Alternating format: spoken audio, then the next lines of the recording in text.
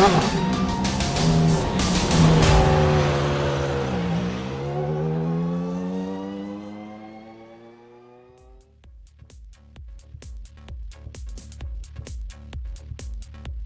championships see drivers without victories this season leading the way. And while the lack of a few fast names last week certainly played into this, those no-shows may come back to be a major factor down the line. After an enduro at Coda, we now arrive at a traditional 40-minute race at Spa as we get ready to watch round 4 of the iRacing Kamel GT series. And you'll see it all live here on the Global SimRacing channel. I am Joe Peak, and with me in the booth is Ossian Puhaka. Behind the scenes is our director, Sean Crackers Ambrose, and he's using cameras provided by Dougie Beard. Spa-Francorchamps is typically a fan and driver favorite, so let's head to our track guide to find out why.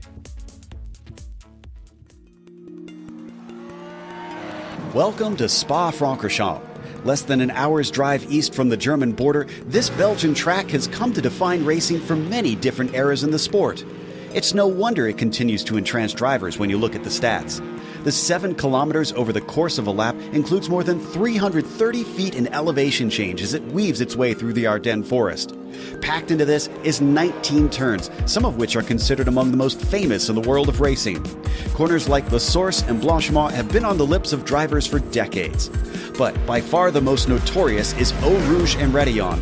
Typically referred to and named by just the first section, it dips low and swings left, then compresses and climbs to the right up a massive hill. The sequence ends with a completely blind crest that sweeps to the left and leads onto the incredibly long Kamel Straight. The bravery required to be fast through there will pay off towards one of the most popular passing spots at Lacombe. Eau Rouge is exemplary of the rest of the circuit though. Most of the turns are incredibly fast and many include much of that signature elevation change. As jaw-dropping as the track is, you have to remember that this is the modern truncated layout. The old one, raced until 1979, was 14 kilometers in length, yet carried an average speed of 150 miles per hour. Present-day safety measures do cut down on the danger, but even in recent history, the circuit has proven deadly. It's clear why this track continues to be revered and respected by racers the world round.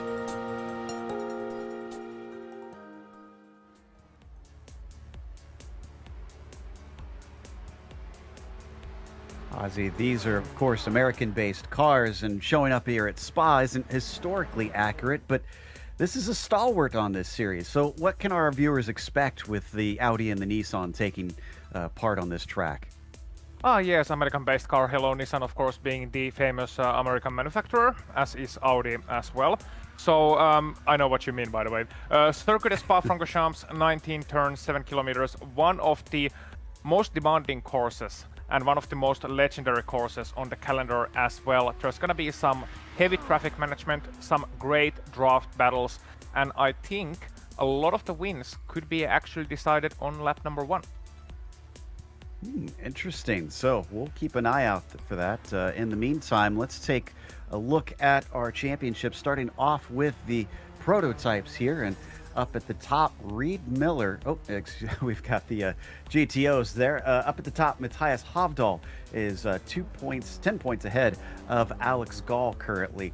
Millward only 9 points back from them. Hovdal has not won a race, remind you, that Gall and Millward both have taken victories so far this season in the first 3 rounds. Sintez Guindo and Nick Schneider round out our top 5. And it is still relatively tight between those top 5. So this could all switch around after today is over. Ozzy, what do we have in the GTO standings currently?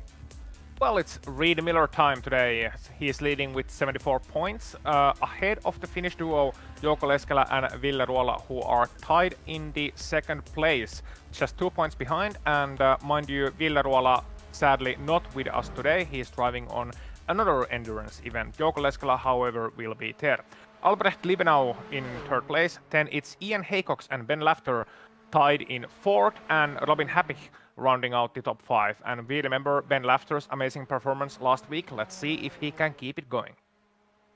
Well, this week he'll have less race time to have to defend, thankfully for him, as we are in round 5.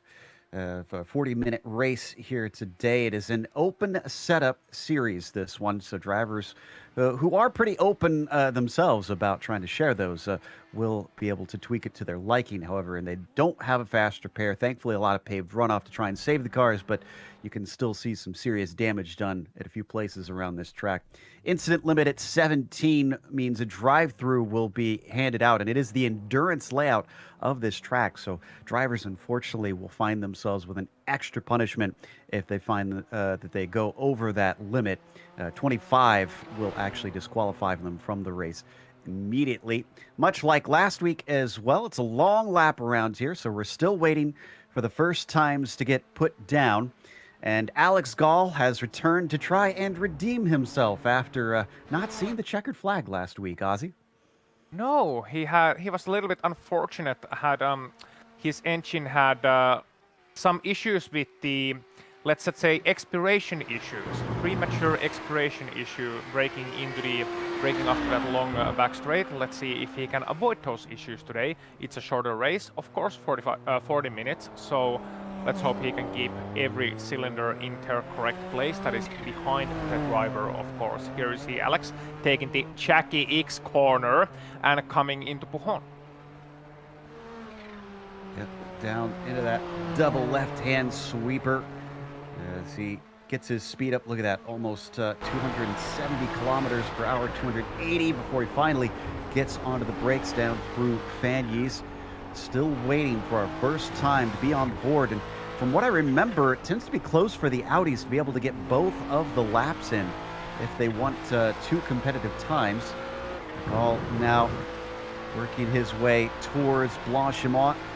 I imagine should be flat out in these Nissans, is it not?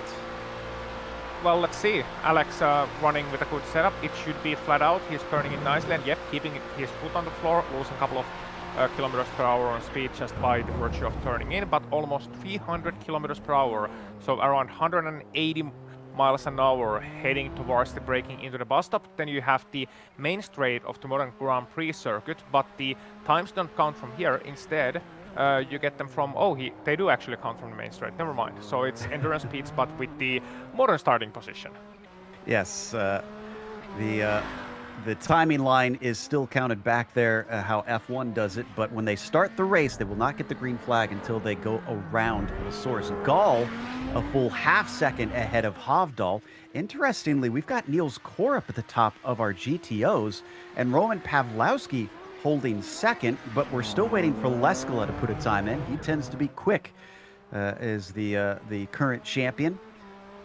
Oh, you don't say. Wow.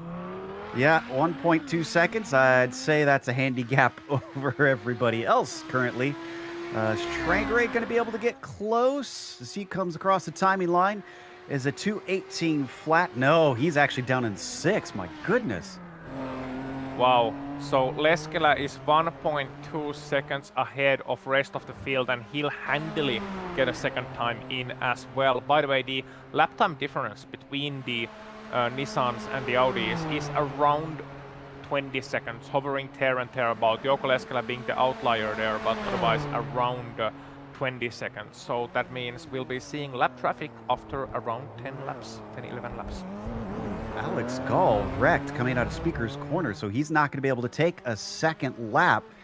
These tires do take a bit to warm up, but for Hovdal, he does not improve, so he won't be able to challenge. Tobias Gerber doesn't either. What about his teammate, Cy Andra? He's been close on pace most times to Alex. He's still got about half a lap to go as we watch Alex Millward come across.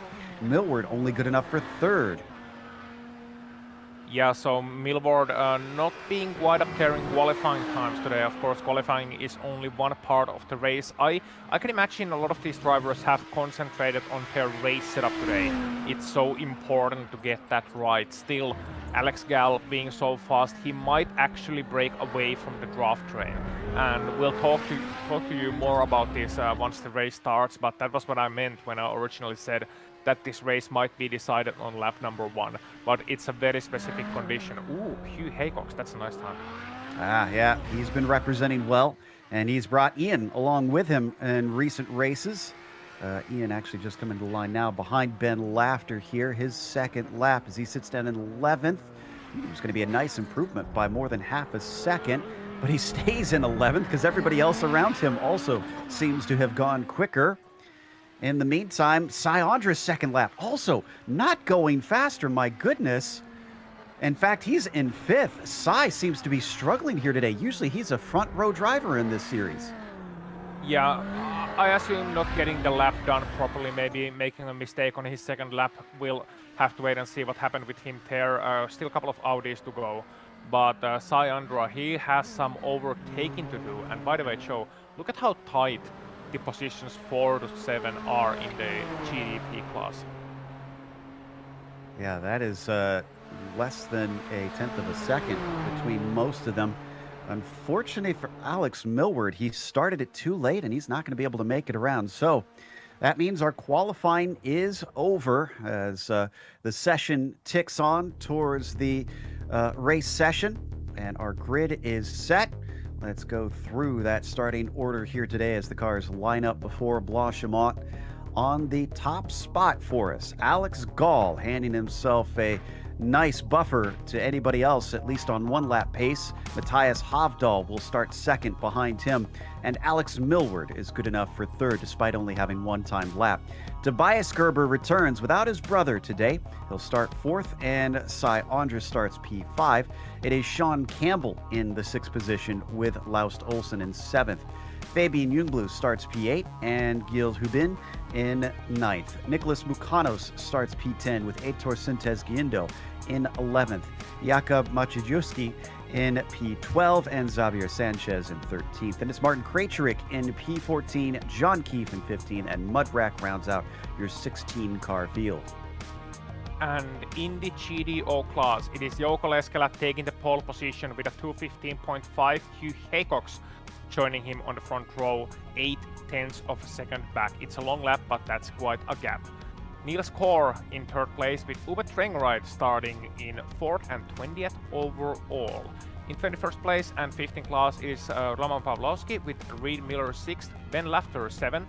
Let's see if he can make another charge to the podium. Albrecht Liebenau 8th, Matthias Platz 9th, Robin Happich 10th, then it's Ian Haycox, Robert Murphy and Marius Breuer with 29th place, and those guys will round out your 29 driver field.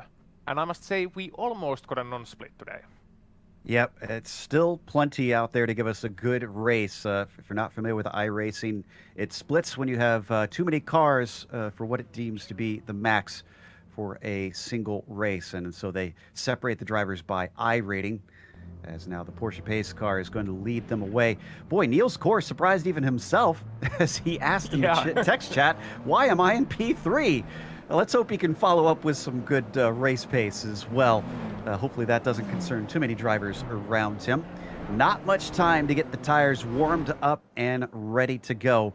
And let's not forget, even though this is a very fast track, there are some heavy braking zones around here, Ozzy. And as we've talked about a lot this season, they now have brake fade to worry about. That they do, and let's see if it really truly becomes an issue. Cold tires on lap number 1 as well. And let's see about the downforce levels. Will Alex be able to hold on to the lead, or is there somebody who decided to have a plan of wanting to run lower downforce today and really creating issues? Well, Havdal's notorious for that, and he's going to be starting right next to Gall.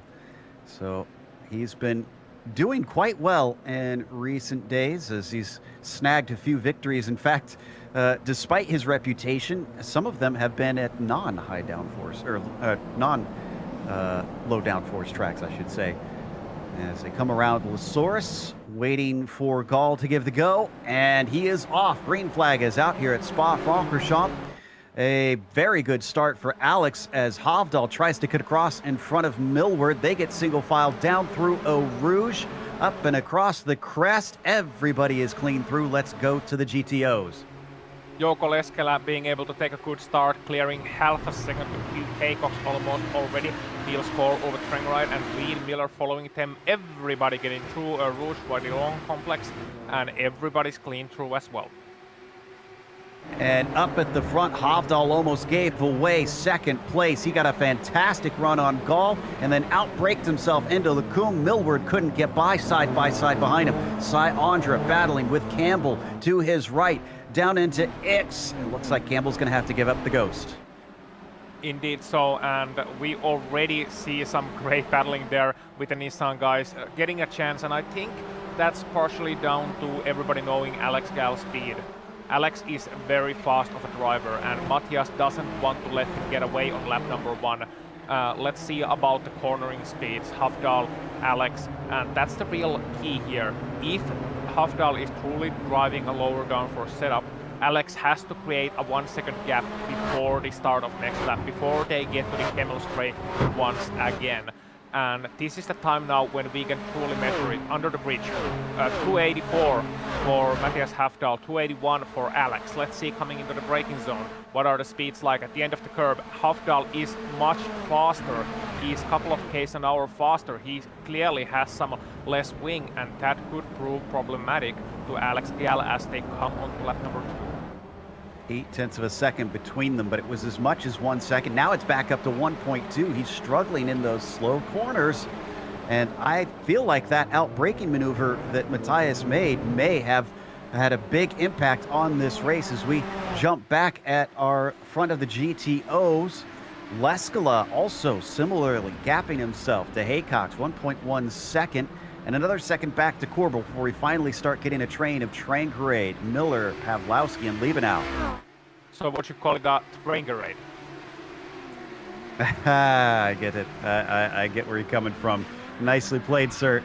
As a lot of lockups down into La Source, and Liebenau is going to have to go around the outside of Ben Laughter, but he gets a much better run, and he'll get back into P7 in behind Pawlowski. Back up through Eau Rouge, who's going to get the better run amongst them. Oh, way wide off the corner. Albrecht, unfortunately, is not looking strong, but Ben Laughter not as well. He's barely creeping up alongside him. Would have thought he'd been much farther up the side of that GTO. And as they break side by side down at Lacombe, they're going to bang wheels, and Ben Laughter unfortunately goes around. He suffers the worst of the pair of them. He gets it going. Albrecht apologizes over the radios. We take a glance at the replay here, Ozzy. So let's see the situation here. Ben Laughter, he's on the outside and nowhere he can go. Nowhere really he can go. That's a very similar situation. That's a classic Lacombe incident is what they call it. Go on the inside, hopping the curb just a little bit, running wide. Ben Laughter really giving him enough room, but you know, not going all the way around the outside. So I don't think Ben did anything wrong there. He was just racing there, and very unfortunate situation for him, and ending up losing a lot of positions as a result. Hafdal now 1.6 seconds behind Gall, and he's focused on the mirrors instead because it is Millward half a second behind him as they come out of La Source. Unfortunately, this is not where we expect Alex to start to gain. They'll fly through Eau Rouge and Radillon, but then as they start to pick up speed down the Kamel Straight, let's watch the pace of each of them. And Hafdal at 181, Millward. Oh, Millward's trimmed out, 184. He is going quicker than Matthias. Maybe he's got even more top end. Could be, or he's in the draft. Well, if you look at it the obvious way, then. As, I know you want to make it interesting, but yes, sometimes we have to look at the page right in front of you. Yes, it's a fair point, and with half a second between them still, they plunge back down the hill. Both of them using as much of the track as possible, but they have to keep it within the bounds. 17 incidents, and you're going to be going through a very long pit lane. As this has been happening, I've been keeping half an eye on that battle for third and the GTOs, because Core's not been able to shake the likes of Trangarade and Miller behind him. So here you can see the Kamel Straight, and here you can see as well Niels Core. He's of course getting some draft steal from Hugh Haycox, and it's essential, it's operational critical for him to stay in that draft, because right now he still has some help, and Uwe is still trying to follow him, maybe not forcing any of the moves so far, in the hopes that they can stay in the fight for P number 2 or the best of the non-aliens. In other words, oh, and Uwe getting really sideways at the Jackie X corner, but managing to save it, and Reed Miller having the same ideas as well. He's now sticking behind Uwe. But as soon as they start the gap, start to see the gap between Haycox and Niels Core expanding, as soon as Niels loses that gap, that draft, I tell you what, he's a sitting duck. He is truly going to be a sitting duck because he has no draft for hell. Oh, you know the long straights here. Yeah. A missed shift there for Checkered as we rode on board, and you can see the results. Miller and Pawlowski easily slipped through down through Fanyes. I thought I saw a little bit of a lockup there, and then I guess that just must have put him off his game. Now he's going to get the toe right back, and Pawlowski is going to be a sitting duck. He truly is. He truly is. But I saw Checkered lifting a little bit at the corner before Blanchimon, and Pawlowski has the draft to help him as well. So I don't think he's going to be sitting duck as much as he's still, hoping that Reed Miller can catch up to Niels Core. But Niels Core, that was the break he truly needed. And Uwe Checkered mistake. Those are not too common, but they happened this time, and he got a bit of breathing room behind him, which is all he needs. Not only to keep himself focused on his own race so far, but also to potentially try and create a gap with Hugh Haycox. As the three of them still try to give chase on Niels Core ahead, who begins to slip away. A lot harder for these very understeery Audis coming through Eau Rouge. You can see them all going right up to the edge of that curbing. And they come around the kink onto that Kamel straight, picking up speed, but nobody close enough to attack this time through, getting close to a quarter of the way into the event at this point. We're settling in, but they will get traffic at some point.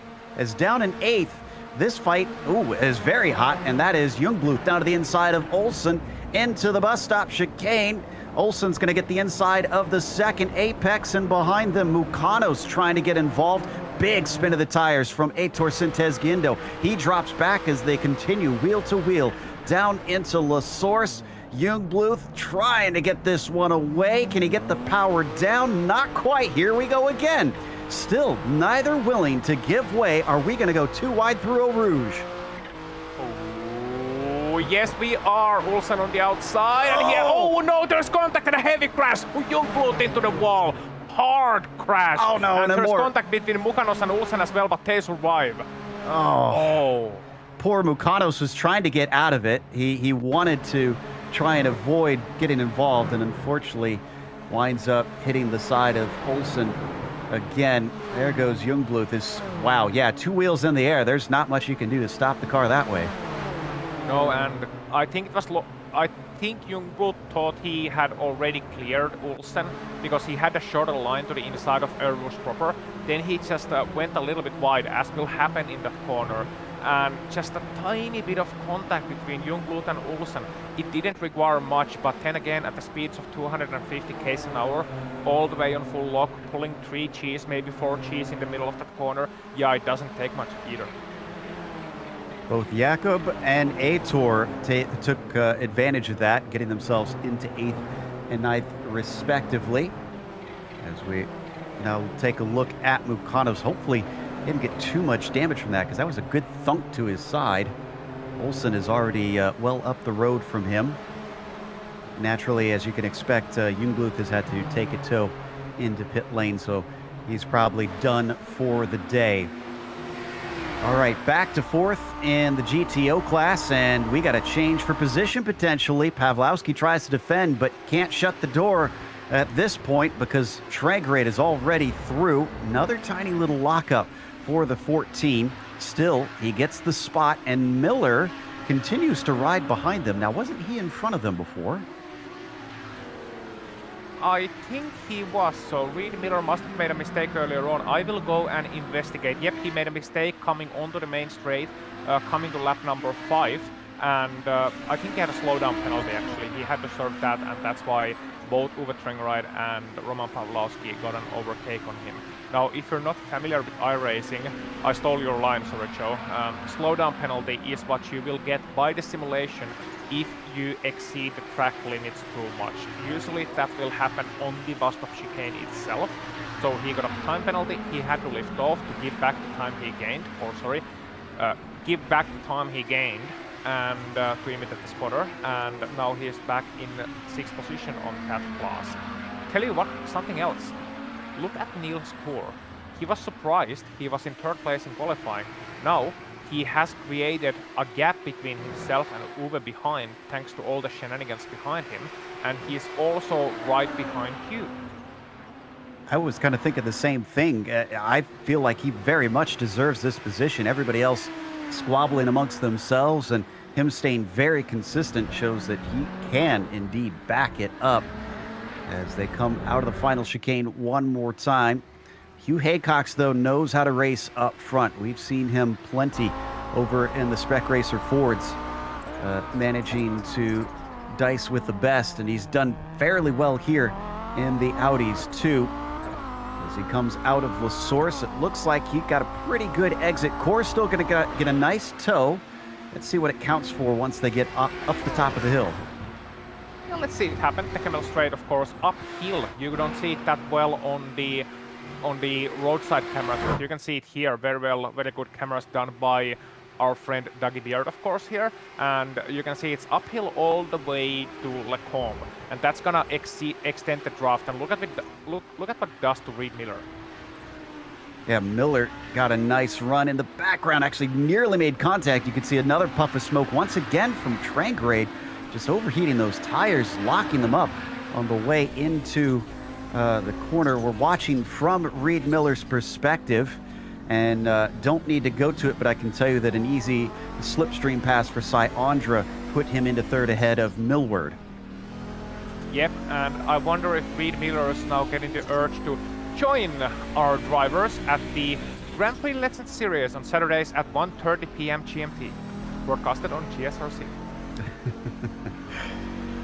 Yeah, we've watched him do quite well here, falling off a little bit. Actually, let's jump back to Millward, because now that he's gotten passed by Andra, I almost wonder if he's experiencing a little damage or something, because he's being threatened by Campbell, who was right on top of him. Now he re-attacks. He's got the car back underneath him, and the 6 goes for it down into Fanyes, making sure to stay tucked right underneath the rear wing. Oh, but he slips and slides coming into Stavilo. That's a good game, and from what I can see of Alex Millward's car, I don't see any damage. I don't see any fender damage. I don't see anything. Well, I can't see the underbody, of course, but I don't see anything on the wings that would suggest that Alex would have issues. However, these guys just might provide issues, as they went for a pass at Blanchimont, almost 3 wide. Campbell really on him now, trying to make good use of this lap traffic. Here they come. Liebe now, next one. He's gonna pull all the way to the left and let these guys pass into La Source. Now, I don't see any Audis coming in front of these guys at Rouge. However, they might just make Matthias Hafdal's life a little bit more difficult here and give a chance for Cyandro. You talked about it a lot last week, Ozzy, that going around the outside on the exit of a corner is always risky, and that's exactly what Millward did. He's very lucky that Audi driver was heads up. I thought he was going to get sent flying into the wall there for a moment. Yeah, I tell you what, he's really lucky that they actually paved the runoffs here at Spa. Imagine this being the old Spa where no corners had paved runoffs. You had Blanchimont and you had just a wall of gravel waiting to suck you up the moment you put a wheel wrong. I kind of want the Spa. Oh no! Alex Millward dove himself into the back of Roman Pawlowski. I think there was tiny bit of contact, maybe attacking to the inside of Checkie's corner. Alex is being a little bit too precarious here. He's a little bit too aggressive with this lap traffic, and Sean Campbell is looking and probably licking his chops like, you know what, he's gonna crash soon, and all I need to do is stick behind him and avoid getting caught up in the mess. He has to go around the outside there, trying to overtake Niels Cora, 3rd place driver in the GTOs. Now they're getting up towards the very front of this Audi pack. He is going to get himself a gap. Man, he cut a lot of the inside of No Name off, and I'm kind of surprised he didn't get a cut course penalty. It was so much. Oh, and here we go. Havdal and Cy Andra as he's going to look around the outside coming into the bus stop chicane, braking hard as they take it in. They're not quite side by side, maybe looking for the over-under and accelerating off. He's just not going to get the run he needs.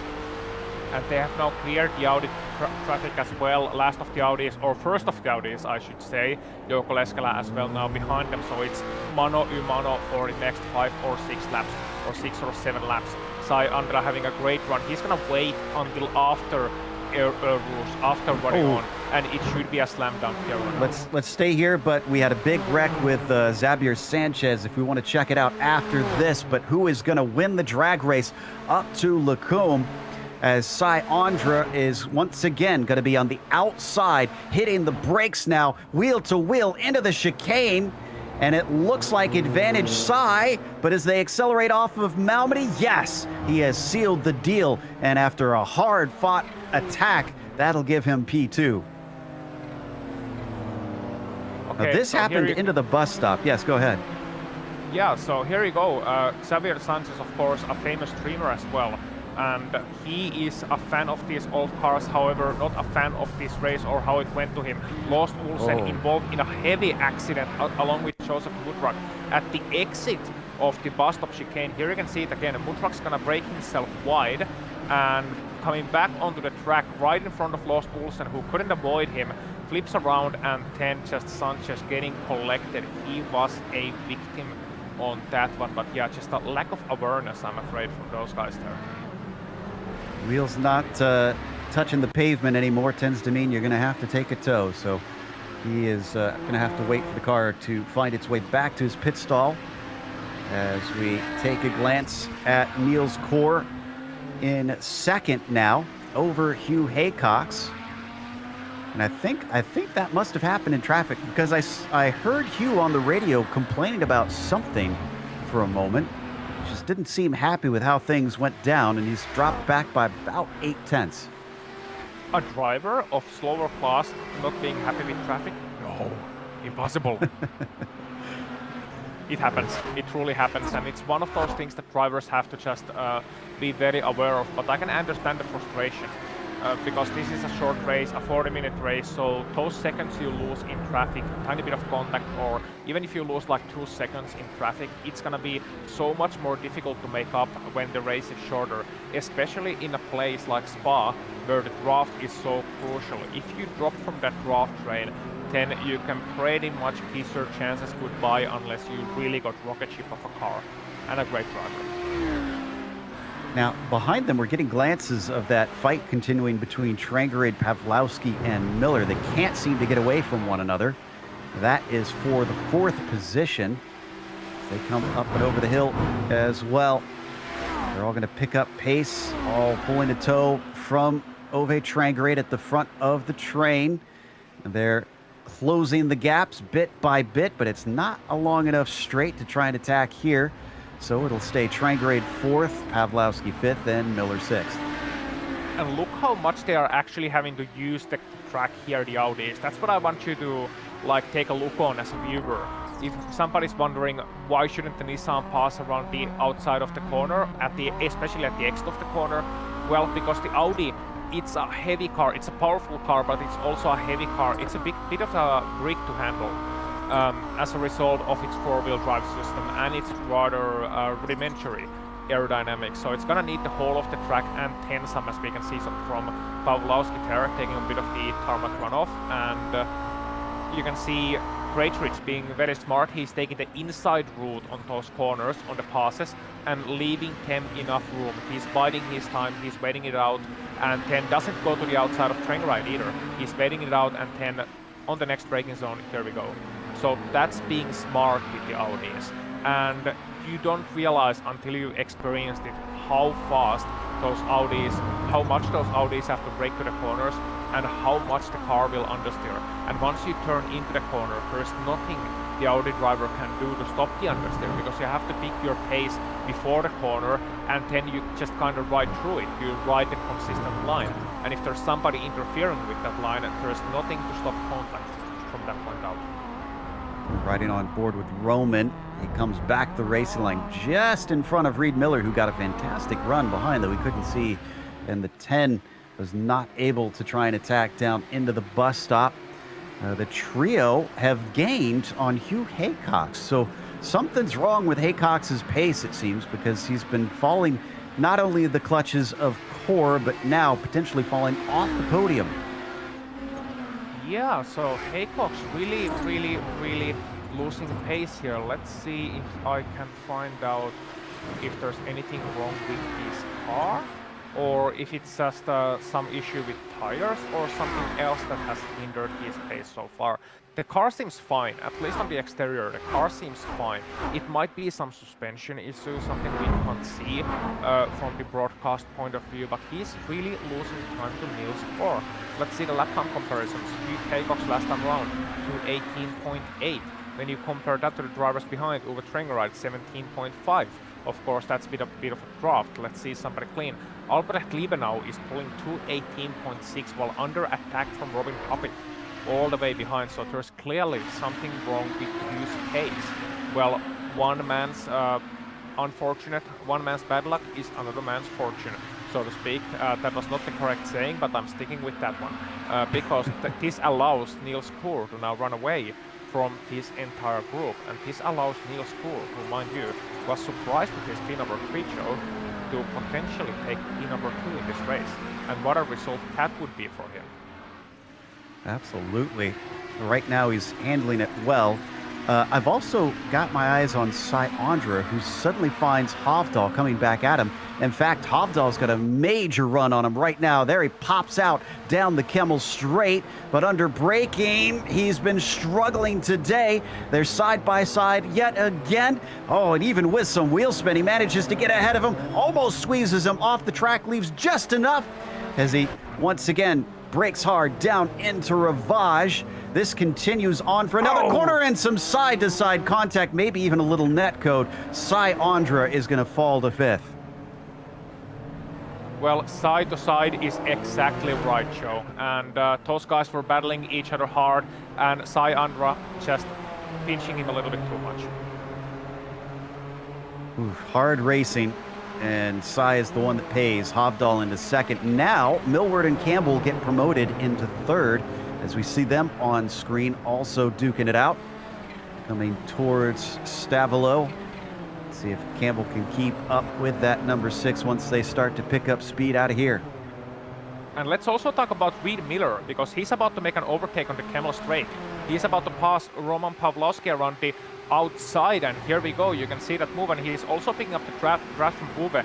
And let's see if Roman can defend this. He is on the inside, Reed giving him a lot of space. In fact, Reed ran wide, so he braked too late on the outside. That was a great move coming up. He could pick up the draft as well. Nice slipstream, but then screwed it up right up at the end. So Reed Miller, unfortunately, losing a lot of time there, Joe. Embarrassingly easy to do at this track. And he knew it early. He didn't even try to make the corner. Just straight lined it, and then took a little bit of a bounce over the grass, which is, of course, now paved there in real life, but he drops to about 2 seconds off of Pavlovsky from that one mistake. Yep, and he's gonna have to do that job all over again. And somehow Campbell did get by Millward when we weren't looking, but it's gonna swap back potentially. Millward to the outside. He's got a nose ahead, but he's going to have to outbrake him into Lacombe, and so far it's looking good. That'll give number 6 P3. Yeah, so Alex Milford able to get back into this race, potentially into the podium as well. Now he has a bit too much of a gap to Hovdal, I think. That's still 3.5 seconds plus an overtake to do if he wants to make that pass, but P3, he would take it and he would run. However, don't count out Sean Campbell just yet. He's driven a quiet, consistent race so far, and he now has a very fast Alex Milford to draft behind. And Alex Milford, we've seen him being a little bit hot-headed in the past in these events as well. Oh, Uwe disconnected from the server. Did he blow his engine or something? This is a very bizarre incident. He's suddenly slow, and then the car just veers off into the wall. Must have had some kind of hardware issue or something. But that will end his day. So we've lost Jungbluth, Sanchez, and Schrangerade today in our 29-car field. Here is our leader. We haven't shown him a whole lot because, well, it's 10 seconds back to the next car, Niels Kor. It's been a nice, calm day now that Leskala has showed back up. And as we got a change for position, Haycox takes it back from Kor. Yes, he does. So not over yet for Hugh Haycox. And poor Jouko Leskala, like this was the one time he had a chance to shine, but then Hugh actually got the draft and got the overtake done. And now it's going to be very interesting to see if Niels can actually stick behind him, stay behind him. There's no point battling this right now for Niels Kor. I know he would want to, but there's no point battling this. They need to make a gap to Roman Pawlowski. They need to make a gap to Reed Miller and then battle it out. Ooh, Millward once again trying to defend from Campbell, but this time the roles are reversed and around the outside. Sean already fully ahead by the time they break for Lacombe. It's almost looking like it's going to be a case of whoever is ahead at the line on the right lap. Yeah, I know, and it's usually one of those cases at Spa as well. You're gonna want to time the pass right, and if you're at roughly equal speed to the car ahead in terms of downforce, in terms of trim, then you want to be at the Alex Milward position in second place of the pack. Heading into the last lap, then you can just basically get that free overtake onto the Kamel straight. If the guy defends the inside, right, you go around the outside, you swoop past. If they leave the outside open, inside open, you just go there inside, easy pass. And that usually leads to great battles because Lecombe, you can come back easily if you actually leave the inside open, because the guy will not have the optimal racing line, they will lose speed throughout the corner, and maybe you get a chance to attack again to revanche. So it's going to be very interesting to see what they do as we see an Audi battle. Yeah, this is for sixth position. That's Happich and Plotz behind him as they come out of the final chicane. And remember, that finish line is there on this straight and not where they started the race. So the final battles will be taking place into that last chicane. Big lockup once again, and some wheel spin as well from Albrecht. In fact, that hurt him tremendously. I was going to say, I don't think a too wide right here is going to be a smart idea, and Robin backs out. Yeah, we saw what happened with that one earlier, and they're going to get company soon because it's not too long until Sean Campbell and Alex Milward catch up to those guys. So, you know, there's going to be some great battles, and you can see Matthias Hafdal just saying, okay, thanks guys for giving me just enough space to get by, and it looks like Happy is going to be able to defend his position around the outside. No, he actually goes wide. For the second time this race that we've seen it, another Audi has a spot and then gives it away.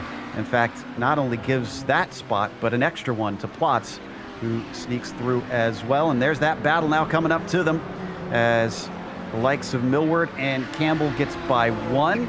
But now they've got to fight for position in front of them. And that's going to check up Campbell.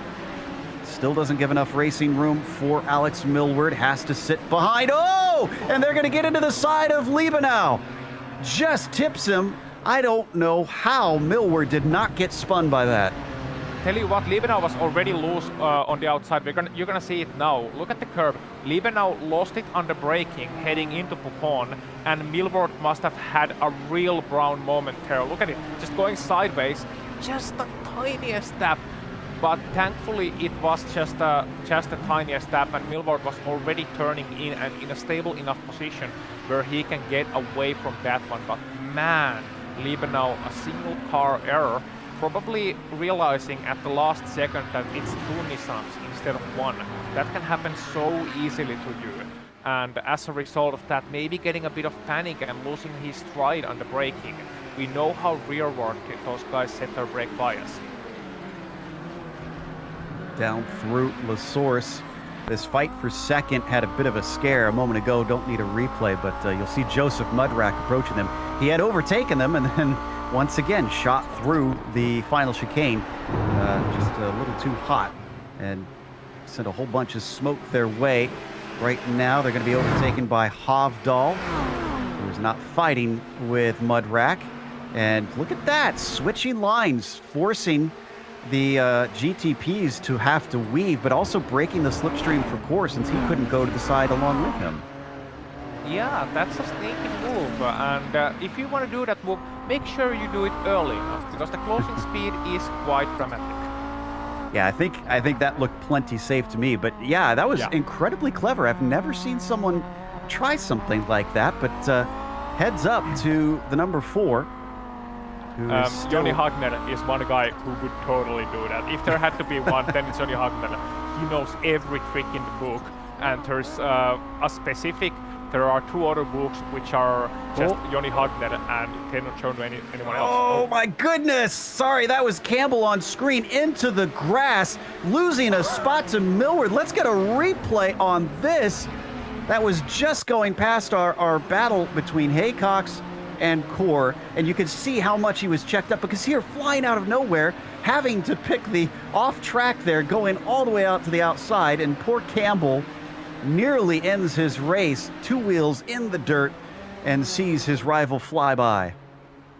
Yeah, but now Milward is ahead of Campbell and not able to create as big of a gap as he maybe wanted. And I think Milward was waiting for Campbell to pass him so he can take that 2nd place heading into the last lap, or the 3rd place rather, heading into the last lap. The point is being behind Campbell. Now Campbell is in a position where he can bide his time, but I don't think he will. I don't think he was happy about the way Alex Milward passed him, because Milward was all the way to the outside of Pujon. He was all the way outside of the track limits. Now, he hasn't technically broken any rule, but he was outside of the track when he made an overhead show. And I think that is something that grinds Sean's gears. Yeah, and this is looking pretty spicy. You could see them weaving down the front stretch, trying to break the slipstream, and Campbell trying to stay with it as he finds just enough space to the inside of the Kemmel straight. And he's got the nose ahead as well as the inside line coming up to Lacombe. Millward breaking deep. Can he hold on to it? Just barely up and over the curbs. Leaves enough space for Campbell, but Campbell decides not to try and stick it in there. Still, he gets a better exit out of Malmedy. Oh, and a late defense from Millward, but he gets held up by our leader. This is Leskala. They don't want to run into him. Please, boys, keep it calm. Keep it from contact. Yeah, I think Leskala is watching his mirrors like, please guys, come on. I'm leading the race here. I don't want to get caught up in this mess. Campbell, like, once again looking to the inside of Pujon. That's a bit of a mistake, because it's going to allow Milward to take a better exit. But tell you what, Milward's playing with fire right here. They both are, but especially Milward. The way he's clearing the gaps with such little margins. He has great experience, of course. He knows when he's ahead, but he's really, really, really playing with fire. So close to causing a bit of a contact with the front end of Campbell's car, but so far they have survived. However, we still have 6.5 minutes left on the clock here, and tell you something else.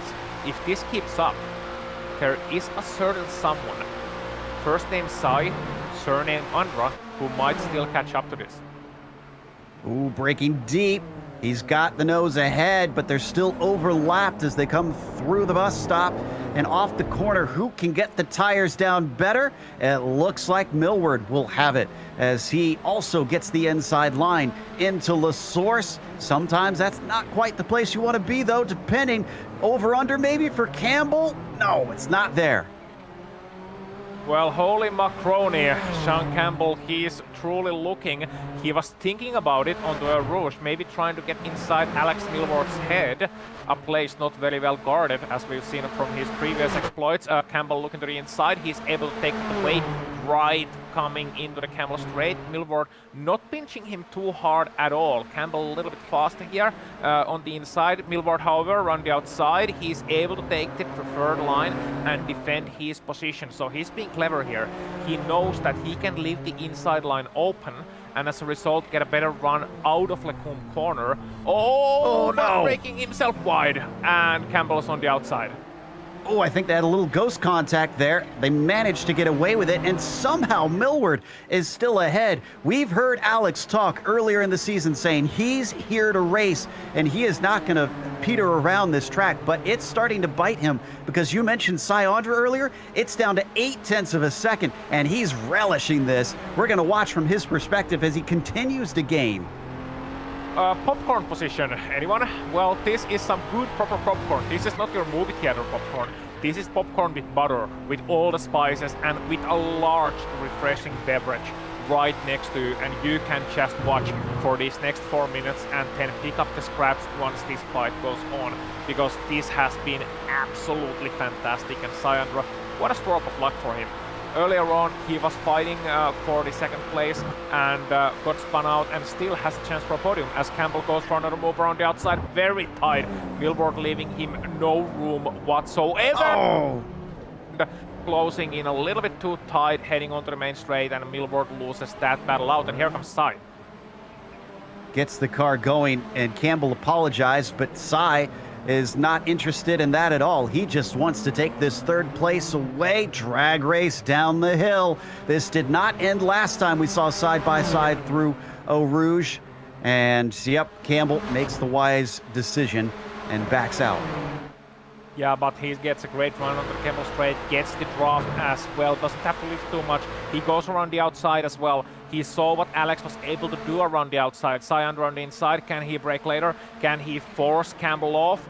Yes, he tries it and gets ahead as well. So that's how you defend from the over-under that we saw earlier on. Going back to that earlier incident, by the way, yeah, it's one of those deals where two cars were fighting hard and not really leaving each other enough room. I'm not sure if we can afford a replay, but I can tell you this, that to me it just looked like a racing incident.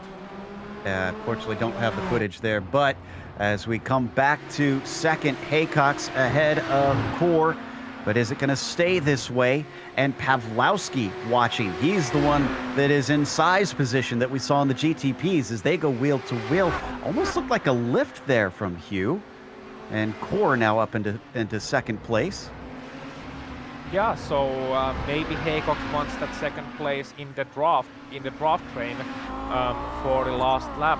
Hugh Haycock's maybe, yeah, he did lift, and he did actually let Niels Core past him, only to potentially snatch that position away from him on the last lap. Very clever thinking from Hugh. He's clearly a thinking man, and he's able to, you know, plan his next move, think ahead, and that's a very, very good trait for the driver to have.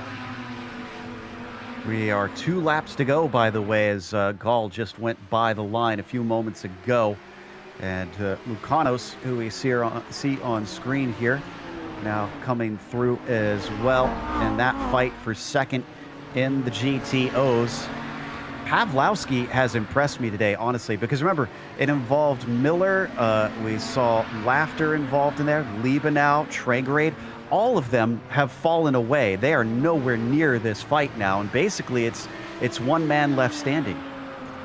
Yeah, it is, and Race of the Survivors here. I can tell you, no need to go to it, but from outside of your pictures, Gilles Hubin is able to get past Alex Milward as well, so Milward's downward spiral continues.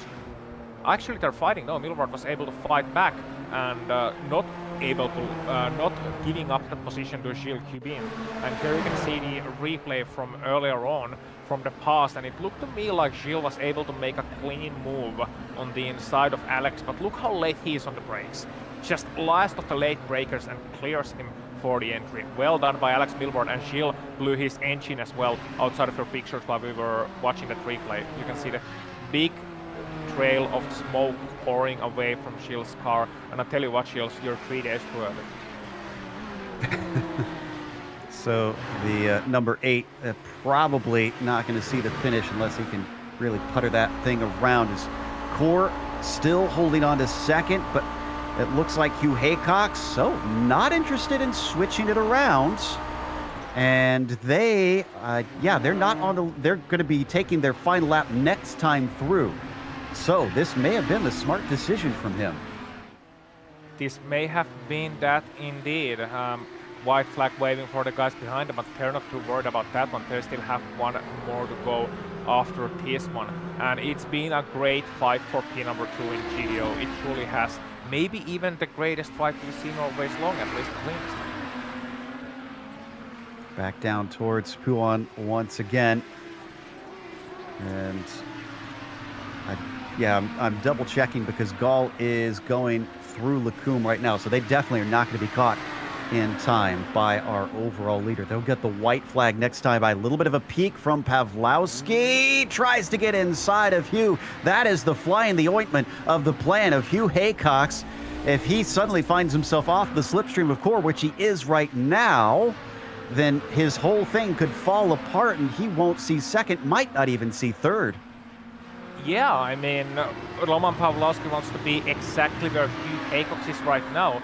And the problem is, Niels Koer is getting away all this time. What good is hanging back if you hang too far back? I mean, if you can't make the overtake, then what you've done? You just thrown away the second place. So it's a risky game as well. It's something that's a clever move, as I said earlier on, but it can also backfire so easily.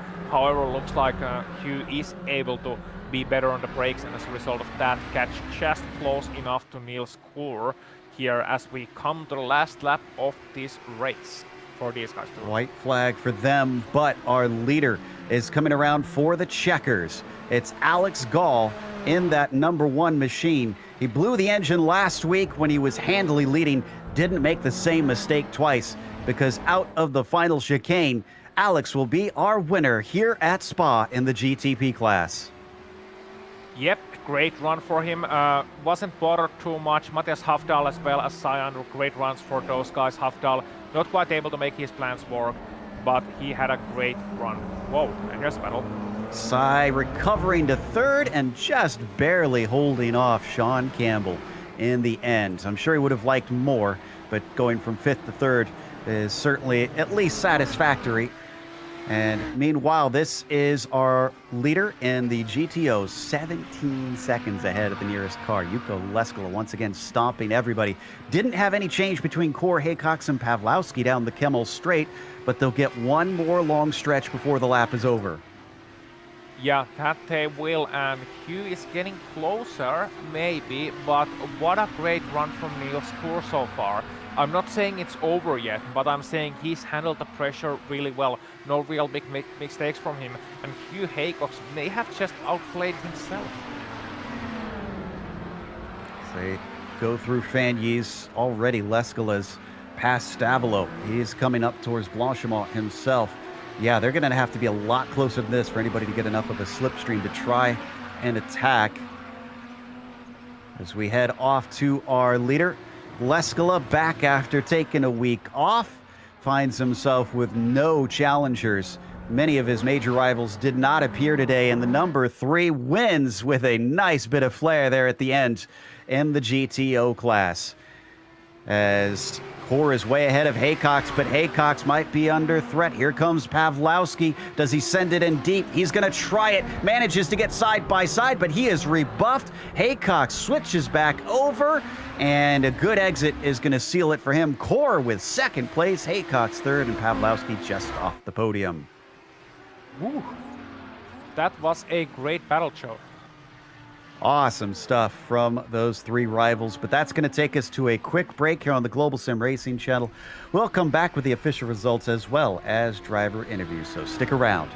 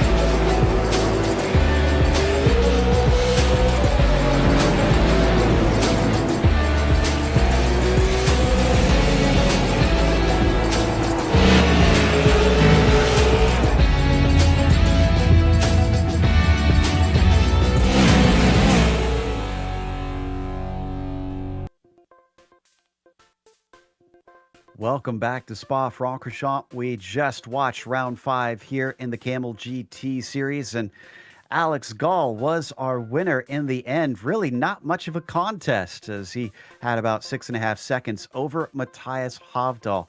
Now, Matty certainly had to work hard to get himself back up to that spot after some hard-fought racing with others around him. But once he did, everybody else kind of took each other out and wound up having Cy Andra in third, as he also was spun out early in the race. Sean Campbell was just behind him at the line, as Sean Campbell and Alex Millward made contact at one point late in this event. Millward took P5 in the end, ahead of Aitor Sintez Guindo, who was 6th. He and Jacob make it up a lot of spots, up from 11th to 6th for Aitor and 12th to 7th there for the number 20 machine. Gilles Hubin was in P8, and John Keefe. A quiet race today, going from 15th to 9th. Tobias Gerber going backwards, unfortunately, down to 10th, and Nick Mukanos was P11. Last on the lead lap was Krejcik in 12th, with Olsen and Mudrack running into a lot of trouble today. And in the GTO class, Jouko Leskelä picks up the spoils with a dominating victory here at Spa-Francorchamps. Niels Koer in second place. Boy, is he going to be stoked up. We're going to talk to him hopefully soon enough. And Hugh Haycock's running out your podium, maybe outplaying himself a little bit near the end there.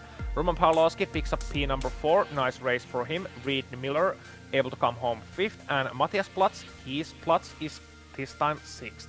Ben Lafter, recovery drive for him. Not quite podium glory for him this week. 7th place. Robin Happig 8th, Robert Murphy 9th, and Matthias Breuer 10th.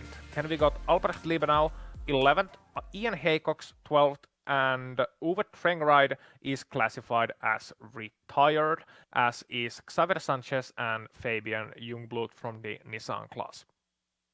That takes us to Alex Gall, our winner in the prototypes this afternoon. And Alex, this one must feel like a little bit of redemption from last week. Yeah, exactly. So last week was probably my most disappointing race ever. It was really, I had to win because it was a very technical track. I knew I was going to be good at it, and Sai also wanted to fight me on that track, and it never happened. So yeah, I just tried to break the curse on this race. I practiced twice as much to get like up to pace and be sure that I was going to break the redemption on that. Well, in the end, it all worked out. The wild thing is that despite Matthias still being winless, you only pulled 3 points on him today. So you have closed it down, but you've got some work to do to get yourself back up onto the top spot. Yeah, exactly. So he has a strong pace, and I got to keep practicing and keep fighting my way in setup and in speed on track, in traffic, in all that, to be sure that I keep this standard. Otherwise, yeah, it's going to be very, very close between us two anyway. I imagine it's going to be close next week, because we're going to Indianapolis's road course, which has that long, long run down into turn 1. I imagine you expect Matt to be pretty quick there? I mean, yes, because he's used to low downforce, but even then, we don't know. The car is still kind of new in terms of driving and setup, so we see what we can do. I guess, yeah, it's going to be one wing anyway and low rake. Yeah, it will be interesting. All right, well, we'll keep an eye out for both of you. Alex, congratulations on the win. Thank you. That was Alex Gall, victor in the prototype class. Up next, Aussie has P2 in the GTOs, Niels Koer. Yes, I do. Niels Koer, after the qualifying, your comment was simple. Why am I P number 3? Well, Niels, tell you what, can you tell us why are you P number 2 in the finishing standings? Honestly, I don't know. I can't really tell you, because usually in the other races I was always fighting with Ben and not really with Reed and Roman. So I'm quite surprised that I'm actually this fast here. Well, I tell you why you were P number 3, because you drove a great race, and at least in my books, driver of the day as well. So what changed? Was it just Spa-Francorchamps feeling great for you, or did you feel like more comfortable than previous weeks, or could it be that you had the setup dialed up just right, or a bit of a combination of both maybe? Well, I think it's just that Spa is a track that always suits me very well. I probably did the most hours on this track on iRacing of all the tracks I own, so yeah, it's just a track I'm really good at. Well, that was an excellent performance, and I asked this from Ben last week. I'm gonna ask you this week. So, does this give you an added boost of confidence going forward, knowing that when everything goes right, you can be right up there on the pointy end? Well, I'm mainly here for the fun, to be honest. I'm not looking that much at the championship. I mean, if you look at Juko, he's like, he is another league. There's no way around that. He's just 1 second faster every lap, and nothing you can do. Oh, well, fair enough. But out of all the normal people, you were the fastest today. Who would you like to thank for your performance? I would definitely like to thank Alex Gal. I'm always in voice with him, and he is always helping me a lot if I have some problems with setup or something. Yep. Okay, thank you very much, Niels Kohr, P number 2 here in the GTO class today. I've also got second place in the GTPs, Matthias Hovdal. Matt didn't quite have the pace to keep up with Alex, but you certainly looked like you had to do a little fighting before you got some clear air there. Yeah, I think I had one good shot at challenging Alex this race, and I blew it basically. That was on the first lap. But yeah, I had a great battle with Sai there. I think we had some netcode contact. Unfortunately, looked like we barely touched on the replay, and his car just bounces off to the side. But it was really exciting there for a few laps. He was running more downforce than me, and I was reeling him in little by little. And in the end there, I managed to get that magic distance where I can actually pull alongside him fully, and we ended up going side by side for several corners. But yeah, unfortunately, it didn't go too well. And I think that battle would have gone all the way to the end if it wasn't for that. So that's a bit of a shame. But yeah, it was fun as long as it lasted.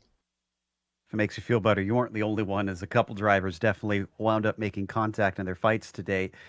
We heard Alex talking about he's still kind of feeling out what the changes to the tire does to setting up the car and the speeds and whatnot, especially when I mentioned heading off to Indianapolis. What have you found? How has it changed for you now that we're 5 races in? Yeah, I'm also trying to figure it out. I tried to make some big changes with regards to camber this race, and I was actually quite surprised. It gives a bit more grip, but the tires also lasted a lot better than I thought they would, especially since I was running quite a low downforce setup as well. Yeah, I think Indy is one of those tracks where you can make both a high and low downforce setup work in terms of lap time.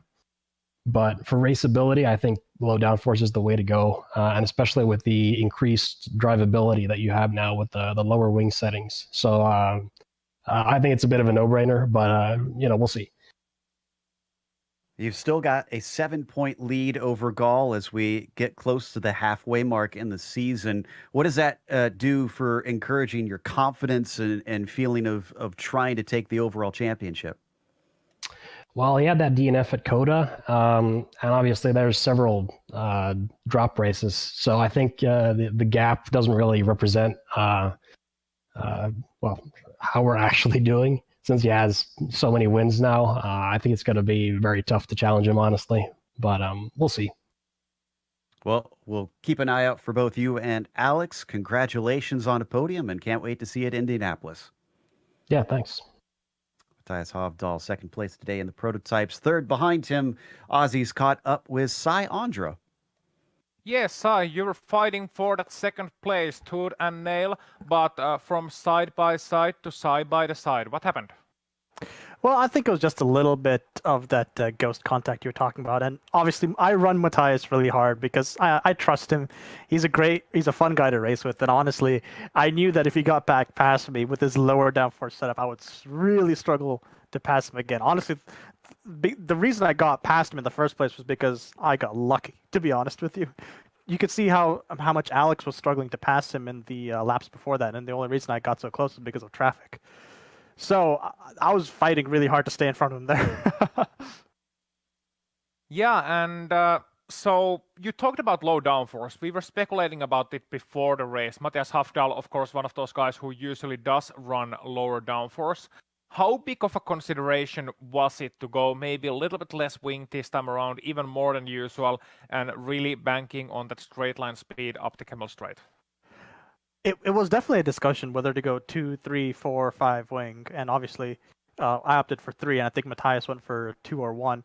The real problem is, especially towards the end of the race where the car really loosens up, is through Puhan and Stavlo too, where they're kind of very on the edge with 3 wing already, and with 1 wing you're kind of hanging it out there sideways a little bit, and Matthias can drive it, but I can't, not consistently. So I opted to be a little bit faster in Sector 2 and sort of give it up a little bit in Sector 1 and 3, and hoping that I can work traffic to my advantage. Yeah, and despite all the mayhem, we should say, or maybe due to all the mayhem, despite that spin, you could make a great recovery drive to podium. One more question I got for you. You caught up to that battle for what was 10P number 3 between Sean Campbell and Alex Milward. They were duking it out. Were you actually scared to go closer to them, or was it like just biting for your time and waiting for a chance to maybe pass both of them in one fell swoop?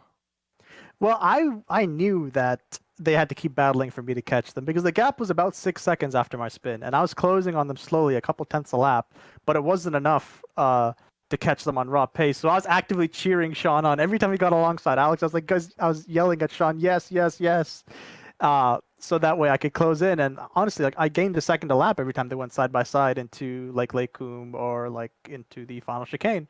And unfortunately, there was a little bit of contact there. I don't think it was intentional at all. It was just close racing, kind of like between me and Matthias. But otherwise, I would have absolutely just thrown it in there. Drive through, be damned, basically, because at that point, I was on so many incidents. If I touched somebody, I probably would have got drive through.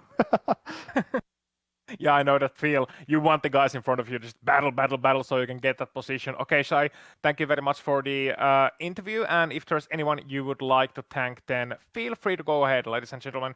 P number 3 today in the GDP class, as well as in overall positions, Sai Andra.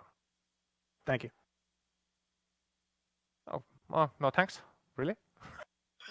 Not for Sai today, apparently, but we, of course, want to thank the Kamel GT community ourselves for bringing us back for another season of coverage. And also, we want to thank the companies that provide the software and the hardware for our broadcasts that you see listed here on your screen.